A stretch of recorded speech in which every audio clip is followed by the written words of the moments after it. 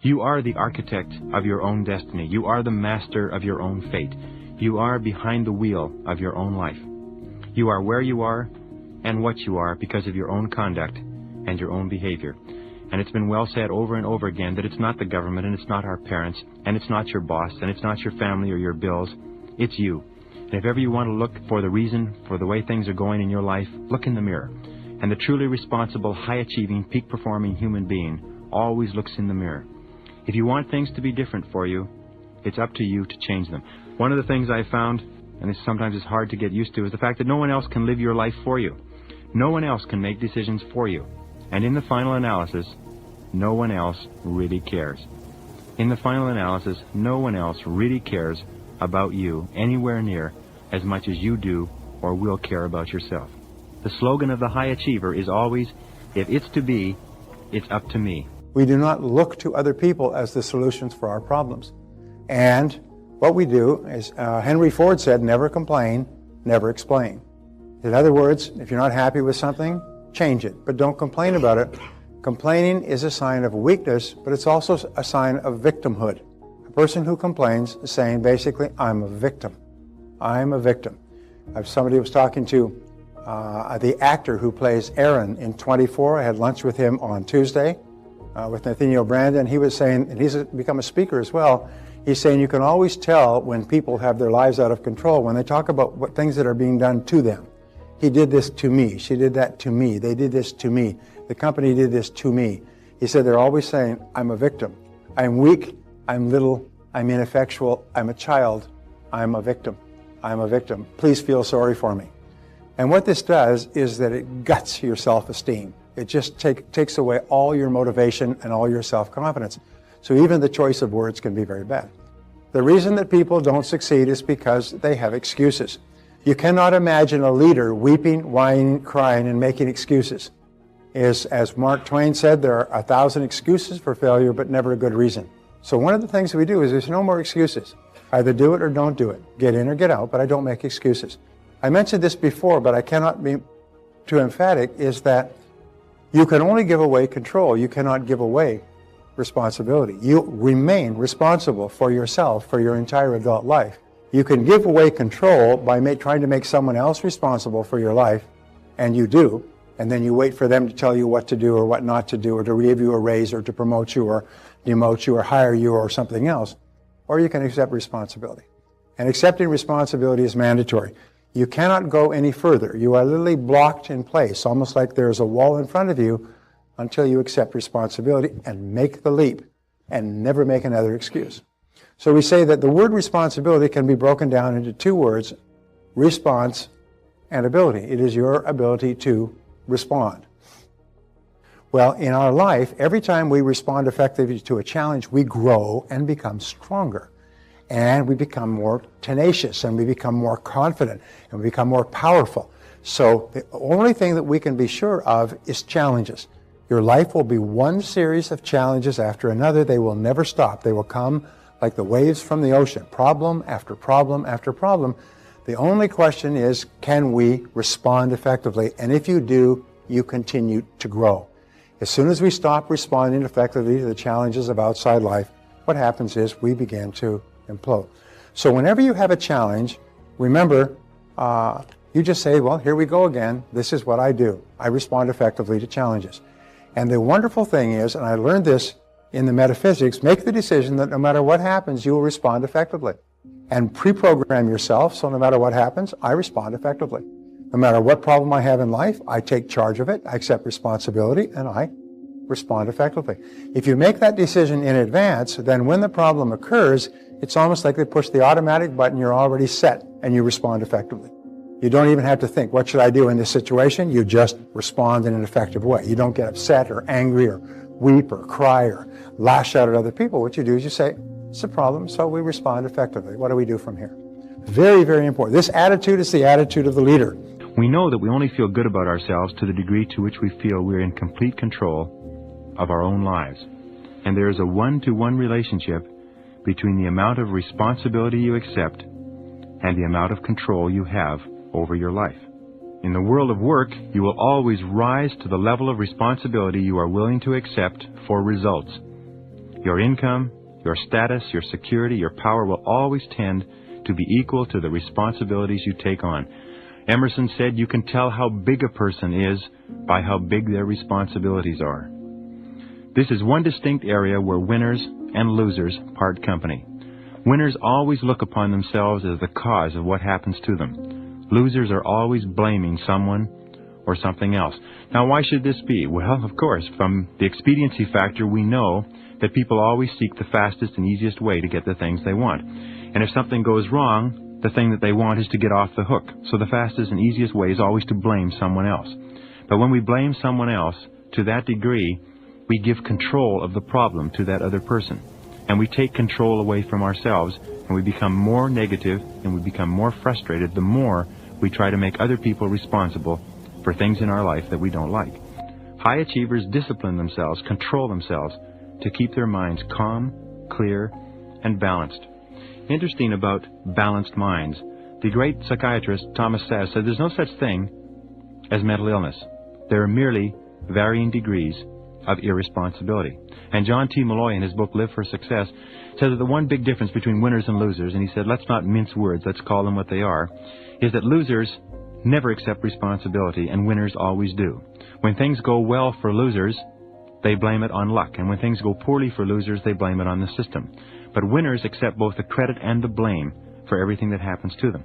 Fully responsible adults always look upon themselves as self-employed. They act as if they own the place. They treat the company they work for as though it belonged to them. The worst mistake you can ever make in your life is to ever think that you work for anybody else but yourself. Everybody is self-employed. You are self-employed. I am self-employed. And all peak performers in every field and industry look upon themselves as though they worked for themselves. Even if somebody else signs their paycheck, they look upon themselves as being self-employed. And they treat the company as though it belonged to them. They treat the company as though everything that happened in that company was theirs. They accept full responsibility. If a paperclip falls on the floor, they pick it up. They never say, that's not my job. When they refer to their company, they say us and our and we. This company instead of they and them and the boss and so on. Now, if you can understand this simple principle, you'll understand one of the key reasons why people move to the executive suite and move ahead rapidly in their careers and other people go nowhere. Because bosses, managers, executives are very alert to the degree of commitment that you make to your work. Now, a very important point. Because when we go to school in the first grade or kindergarten, we stay in school for 12 years, maybe we go on to university or college, but we get the impression that our education is controlled by and dictated by forces outside of ourselves, the state, the government, the school system. When we come out of school, we sometimes make the mistake of thinking that if we are to be educated further, it is up to our employer to do it. And this is one of the worst mistakes that you can make, because irrespective of whether or not your employer offers you training opportunities, you are 100% responsible for continuing to upgrade your skills, because you are working for yourself in every single case. A good question to ask yourself is this: if you were to take the stock of your personal company public, would you buy shares in you? Are you the kind of stock that is growing in value and profits every year? Are you the kind of stock that is going up in the marketplace? Would you sell stock in you to widows and orphans as a secure investment, or has your stock kind of flattened out in the marketplace? In other words, are you a growth stock, or are you a stock for a long-term hold? Because truly successful people look upon themselves as growth stocks, and they work upon themselves every day and every week and every year to make the value of what they do worth more as time passes. The winning human being accepts full responsibility for continuously upgrading his or her skills, becoming more and more valuable every year.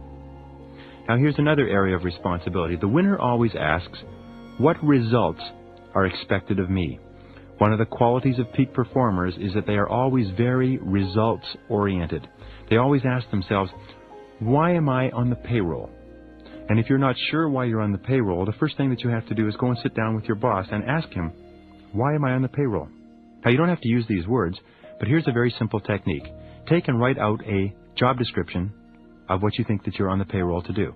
Write out a list of all the things that you're supposed to accomplish and give it to your boss, and have your boss organize that list in order of priority. Which is most important, which is second in importance, which is third in importance, and then always work on what is most important to your boss. Ask yourself, what can I and only I do that if done well will make a real difference to my company? If you own your own company, this question is even more important. But working for another company, this is the key to rapid advancement and promotion. And do what will make a difference. To accept responsibility for specific results, and always results that will make a difference. Winners always focus on solutions. They ask, where do we go from here? What do we do from here? Now, this is a big difference between winners and losers. Winners always look to the future, and losers always look to the past. Winners always look to what can be done, and losers always look at who's to blame. Losers focus on problems. Winners focus on solutions. Focused on the future rather than the past, in what can be done versus who did what. The responsible person always approaches a problem as though there were a logical solution, and starts off by asking questions like, what exactly is the problem? Start off by defining the problem clearly, and then asking, what are all the possible causes of this problem? And focus the attention of everyone involved on the future. Then the third question is, what are all the possible solutions? Where do we go from here? What do we do from this moment onward? How can we resolve this situation? Not who's guilty or who's responsible or who did what. Remember, an important point in life is that people make mistakes. All human beings make mistakes because we are anxious to get things and to do things the fastest and easiest way, because often we're ignorant and we don't know everything we need to know, because often we're ambitious and we're in a hurry, because often we are vain and our egos get in the way. Because of these things, we make mistakes. And all human beings make mistakes, and a person who cannot accept the fact that others make mistakes is not cut out for greatness and is not cut out for leadership. Number 5, the acceptance of complete responsibility for your success is the starting point of all great achievement, which is to sit down and say that anything that is going to happen to you or for you in life is up to you. That you cannot wait or hope that other people will do things for you, that you must take complete charge. Now, you will find a very interesting thing, that when you accept total responsibility for your life, other people will help you. And if you don't, nobody will help you, and even if they do, it won't do any good. So say to yourself, what is it that I want to accomplish? Where do I want to go? Where do I want to be? What do I want to have? And what do I have to do to get there? And then take full charge of the process. If you walk, talk, and act like a responsible, self-assured individual, you will begin to feel calm, confident, and positive about yourself.